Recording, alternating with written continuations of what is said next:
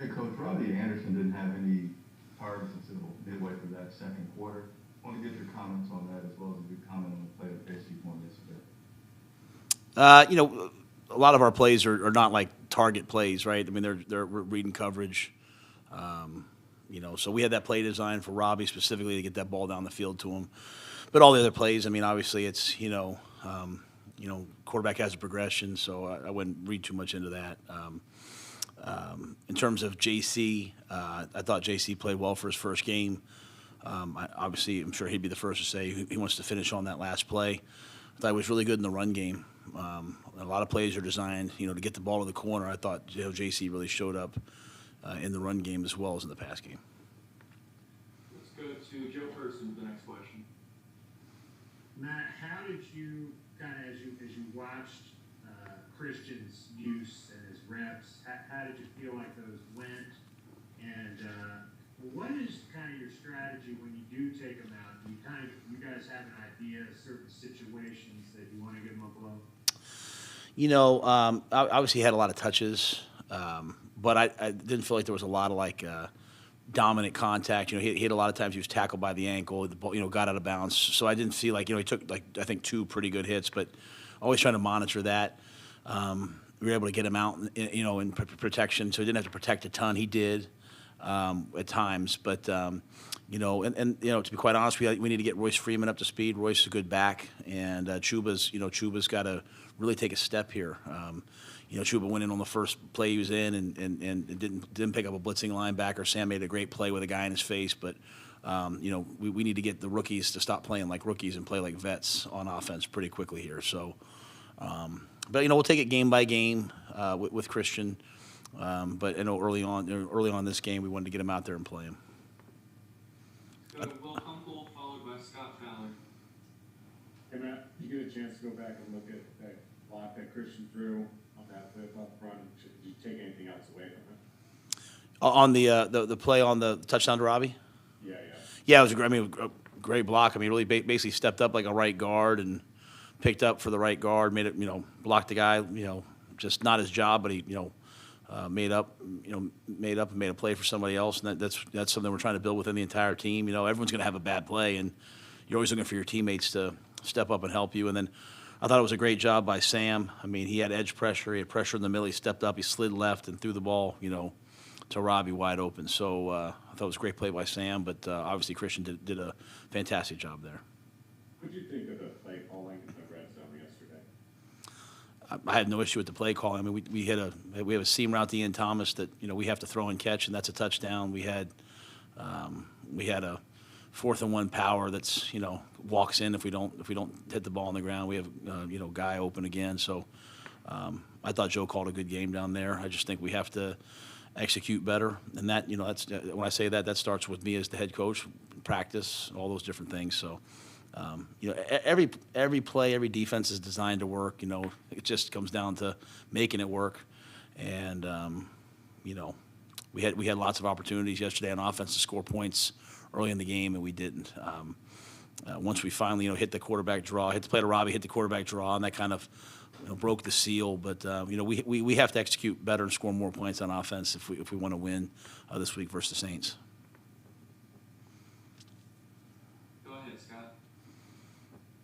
Matt, that leads into what I wanted to ask about your initial thoughts on the Saints who looked so good yesterday, and then also after you watched the tape of the exchange fumble down at the goal line, what was your final conclusion? Yeah, I think Sam just came out too wide and hit the fullback. I put that on.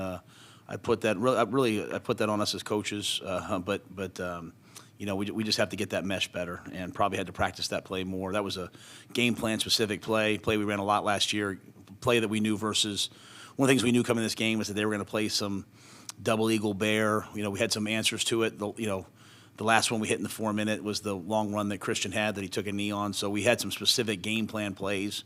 And, a little later in the year, you have a lot of those reps in. We probably should have practiced that more. In a game week, that's hard to do. You have to just go out there and execute at a high level. So I always put everything, when something goes wrong, I put it on the coaches first, players second. But we just need Sam to be a little tighter, you know, to the midline. In terms of the Saints, I mean, you know, I have this belief, Scott, that, you know, winning teams win. You know, good teams do good things and bad teams do bad things, and you can change out some of the key personnel, great players like, you know, Michael Thomas and Drew Brees. But, you know, Sean Payton over the years has developed a building, an organization that's completely aligned, that they all know what they're doing. Everybody knows how they play football. They've got a great defense. Jameis looked awesome yesterday. Watching the tape already, they have a great offensive line. It'll be a tremendous challenge, and, you know, we're starting on it right now. Let's go to Will Polishik next, followed by David Newt. Man, I got two. I'll go one at a time. First one, what more do you know about Hartsfield? And if he is out a significant amount of time, who will you be leaning on in his stead? You know, I think Myles, it looks like early indications are, you know, that he would probably be out, you know, 8 to 12 weeks, somewhere in that range. I know they're going through the process of talking to different doctors and all that, so we'll see how that ends up. But we'll be out significant time. And your second question? As far as just the way that you guys played in the second half, do you feel like you kind of took your foot off the pedal a little bit too much, or do you feel like there was what things you guys could have done offensively there in that second half? Were you pleased with the way that went? No, I was not pleased with the second half. I don't think any of us in the building were. You know, we were up 16-0 for that game to end 19-16. I mean, or whatever it ended, or, you know, 19-15, whatever. We've got to play better. I was pleased having 60 yards rushing in the fourth quarter. I think that's, you know, I think we ended the game running the football defensively to dominate that long and then give up, you know, touchdowns at the, you know, that's not what we want to do. So, you know, it was good to win a game and also come away from it saying, hey, there's a lot of things that we can improve and we need to improve. You know, offensively, I think coming out of the half, we scored 14 points going into the half, had a chance to come out of the half, get the ball, and, you know, miscommunication, missed assignments. Just kind of started off, you know, just not playing real well, and it carried forward. So, you know, we have to be better. We will be better. Hey, Matt, I wanted to ask you, I know during the offseason, we asked a lot about, you know, what was missing when you guys had Mike Davis in there versus Christian McCaffrey. I'm wondering if what we saw with that block yesterday, how is that an example of what Christian brings to the team that very few other backs in the league do? I mean, yeah, I think he's. I mean, that's just one example. I mean, I think the third down, you know, just his ability to affect the game coming out of the backfield. You know, I was asked earlier about, you know, targets. You know, and like a lot of those plays he's catching aren't targets for Christian, right? Like, you know, we're calling the ball, pushing the ball down the field. You know, we've got great speed and explosiveness at receiver. They try to take that away, and I thought Sam was masterful yesterday getting the ball down to the check down. It was Chuba twice. It was Christian, and Christian gets vertical and turns those into 12 to 14-yard plays. So even when a play is not designed for Christian, he can affect the game, whether it's blocking like that play or catching the ball out of the backfield, or just the fact that people have to have a plan for him. You know, he runs an option route, they double it. We hit DJ on a huge corner route, you know, early in the game. So it's awesome to have Christian out there, and we've got to just get Chuba and Royce, you know, up to speed in terms of Royce learning the offense and Chuba, just get him comfortable. Chuba's going to be a really, really good player for us. Just get him comfortable so that, you know, we can take advantage of all their talents. I believe there was a report that y'all may bring Corn Elder in, give him a look with Hartsfield being out. Can you confirm that? Or I can't comment on anything right now just because I'm not sure what's been signed. As soon as something's, you know, any moves that we make, you know, I'm sure Bruce will let you know right away. But obviously we'll have to make some moves with Myles being out here. You know, we'll have to do some things, get some guys in here on the practice squad. and is that surgery he's going to have on the wrist? Or? Yeah, I think they're going through the process of, you know, talking to doctors. You know, players always, you know, kind of go out, maybe look for a second opinion, all those things. But it looks like it'll be a surgical matter. All right, let's go to Deshaun Brown, followed by Jonathan Alexander. Coach, now that you've had a chance to review this game in more detail, what did you learn about this team that you may not have known going in? Yeah, I think a lot of things happened the way we thought they were going to go. You know, I thought, you know, we learned some things we need to improve upon, like we talked about in the second half. You know, red zone scoring, and then, you know, going in the second half, you know, defense closing games out. But I did think, that we were able to run the football. We didn't run it a ton, but we showed that, hey, we can get some runs going. I think the biggest thing was, they went in really well prepared. Went through the game. It was hot out there. We came out of the game mostly healthy. We came out of the game, guys didn't cramp. I thought, guys looked good. So I think we just had to play that game. Just get that first game under our belt, look at the tape, and see like, hey, where do we need to improve for each guy? Where can I improve for each coach? Where can we improve? And so I would expect us to make a jump as a team this week. It's all up with that. What was the significance of being able to show that you can run the football? And that's something that teams should expect from the Panthers this year. I hope so. I mean, that's what it takes to win, and so I think that's been a major point of emphasis. We hadn't really shown that in the preseason to the level that we wanted, in the building, and so hopefully it was a step moving in the right direction. Matt, I think maybe Sam Darnold may have been hurried about 7 or 8 times. I wonder, when you looked at the film, what was your biggest takeaway from the offensive line's play? Yeah, I mean, Sam was under too much duress, too much pressure. I thought he was fearless. He stepped up, pressure in his face. But he was under too much pressure. We have to do a better job collectively of protecting the quarterback. When you look at any changes this week, or you sticking with the same, just kind of working on the issues that you all had? Well, there's we'll wait to see when we get Johnny back. I think all the guys that played for us, they'll continue to improve, work to get better. We'll continue to look to find ways to try to help ourselves out.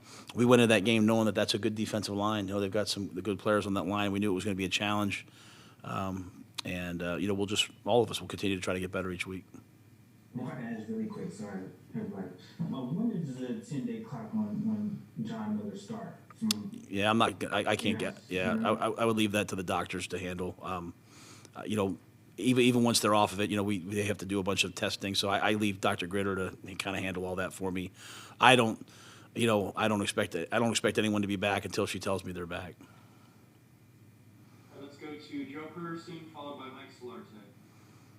Matt, do you anticipate you'll have John, or can you?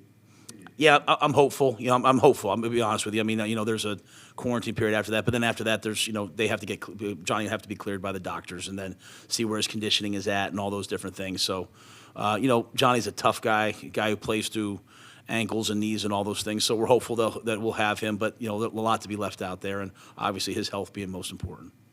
And then I wanted to ask sort of where you are with Santoso. I mean, are he and Everly competing this week, or is this still Ryan's job? Yeah, they were competing last week. I mean, we've kind of gone back and forth just, in terms of practice, having guys kick. So, we'll continue to really at every position, we say that, but it's true in most positions. And, we'll continue to, have a competition to go out there and kick. Mike Solarte, is one. Good to see you. The Saints coming through in week 2, divisional game, all the things that go along with that. Is it important for you, or for any team, I should say, to have a game like this early in the season, a divisional opponent, and I guess as a measuring stick, or maybe a tone setter for your guys? I mean, how do you view? I know you're not a momentum guy, so how do you look at a week 2 matchup for the division? Sorry, something went wrong over here. I think for us, obviously, and the reason why I say I'm not a momentum guy, sometimes you play well, and the next week it gives you confidence. Sometimes you play well, and next time it makes you complacent, right? So I think just for us, we just try to reset every week and go 1-0. Obviously, it's a divisional opponent. It's a great team. It's a team that, beat us both games last year. The first game went down to the wire. The second game got away from us.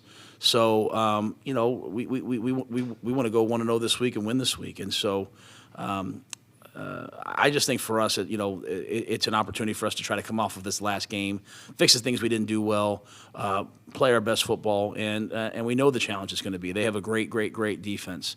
They have a great quarterback. They've got have Alvin Kamara. They've got a great offensive line. They've got skill everywhere. So it's going to be a heck of a challenge. But we'll play the game and see where it lies. And again, next week you're gonna hear me saying the same things. We'll get ready for the next game. I'll be saying, hey, we want to improve. We want to go 1-0 this week. Those are the same things I'm saying to the players every week. It's about improvement and trying to win that week. So we're on to the Saints right now mentally as an organization. So we'll get a great week of preparation and go play the game.